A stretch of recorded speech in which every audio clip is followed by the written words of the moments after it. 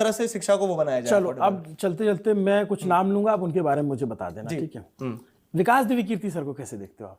मैं बहुत रिस्पेक्ट के साथ देखता हूँ। मतलब वो नहीं होता है कि जो हम चर्चा कर रहे हैं कि एक शिक्षक की क्या जिम्मेदारी होना चाहिए समाज के टुवर्ड्स, तो वो उनकी जिम्मेदारी उन्होंने इस तरह से निभाई है कि एक रैशनल माइंड जो डेवलप होना चाहिए लोगों के बीच में, वो डेवलप करवा रहे हैं। वो कितना महत्वपूर्ण रोल निभा रहे हैं कि वो समाज को, जैसे विकास देवी कीर्ति सर के अधिकतर आप देखेंगे तो किसी मुद्दे पे स्टैंड जब आता है तो उस स्टैंड को जब एक बड़ा सेक्शन 1 लाख 2 लाख 10 लाख लोग देखते हैं तो मुझे लगता है कि वो एक रैशनल स्टैंड जो वो लेते हैं वो लोगों के दिमाग में, अगर 10% लोगों के दिमाग में भी गया तो हम सोसाइटी को रैशनल बना रहे हैं। तो he is doing amazing work. Khan sir को कैसे देखते हो आप? उनके काम को देख रहे हो? हाँ जी। तो अब क्या हुआ, जैसे हम जिस तरह से स्कूल वर्टिकल में हैं तो वैसे ही कॉम्पिटिटिव एग्जाम्स की अगर बारी आती है तो कॉम्पिटिटिव एग्जाम्स में भी वैसे लोग चाहिए। तो खान सर भी वैसे ही काम कर रहे हैं, बेहतरीन काम कर रहे हैं। और तो जो आपने बात करी कि अफोर्डेबल होना चाहिए, तो अफोर्डेबल एजुकेशन दे रहे हैं। तो जो हमने चर्चा करी है कि एक आदमी नहीं कर सकता है, तो आपको बहुत सारे लोग चाहिए। विकास सर हैं, खान सर हैं, सारे लोग वही काम कर रहे हैं। और अभी उन्होंने अस्पताल बनाया, आपने देखा उसको? हाँ। तो वही है कि जब सिस्टम अपना काम नहीं करेगा तो लोगों को भी निकल के आना पड़ेगा और वो काम करना होगा जो जरूरी है समाज के लिए।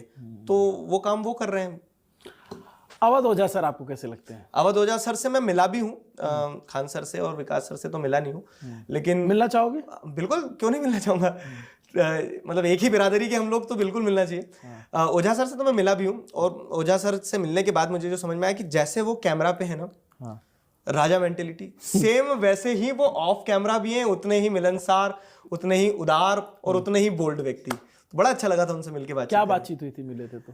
मतलब ये हमने, मजे की बात, उनकी बिटिया है 10वीं में। अच्छा। तो वो कहते हैं कि यार दिगराज सर, आपका वीडियो देख के मेरी बेटी पढ़ रही है। तो तब मैंने समझा कि वो क्यों पढ़ रही है आपसे। मतलब उनका वो जो बात करने का तरीका है ना, जो वीडियो में सेम वही है।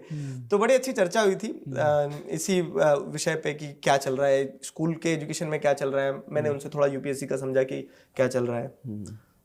तो ये सारी बातचीत हुई। अलख पांडे कैसे लगते हैं? उनसे, वो आपके कॉम्पिटिटर तो नहीं है? नहीं, मतलब कॉम्पिटिटर तो नहीं कहूंगा, मतलब हम लोग सेम फील्ड में हैं। हाँ। जैसे स्कूल वर्टिकल में पीडब्ल्यू भी है, हम भी हैं, तो सारे लोग एक ही वर्टिकल में। और वही है कि एक संस्था या एक व्यक्ति कभी बदलाव नहीं ला सकता, तो उसके लिए हमें एक हुजूम चाहिए, बंच ऑफ। हाँ। तो उन्होंने वो जो काम किया वही काम हम भी कर रहे हैं और वही काम और भी बहुत सारे लोग कर रहे हैं। सब अपने अपने स्तर पर बच्चों को मदद कर रहे हैं। अब यह है कि बच्चों को वहां से समझ में आता है, कुछ बच्चों को यहां से समझ में आता है। अच्छा, एक बड़ी समस्या क्या है ना, बच्चे कंपैरिजन चालू करते हैं। हाँ। मतलब वही है कि बच्चे लड़के मरे जा रहे हैं, उनको नहीं पता कि सब एक दूसरे की रिस्पेक्ट उतनी ही करते हैं। हाँ, तो ये बहुत हाँ, तो बच्चे जो कंपैरिजन करते हैं, तो मेरा, और उसमें कोई भी टीचर अच्छा या बुरा नहीं होता है। पॉइंट सिंपल सा है कि मेरी फ्रीक्वेंसी किसके साथ सेट हो रही है।